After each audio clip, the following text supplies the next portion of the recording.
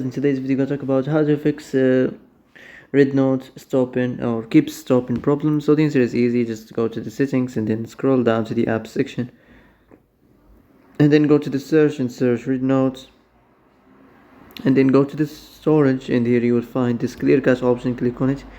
Now you can go check it if it worked, and if it didn't, you can try to restart your phone or turn the Wi-Fi off and on, or the Bluetooth or the airplane mode.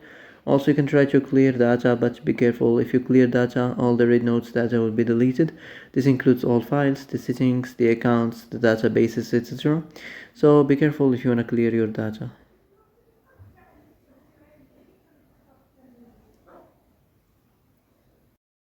So that's it for today's video. I hope this is the answer you've been looking for.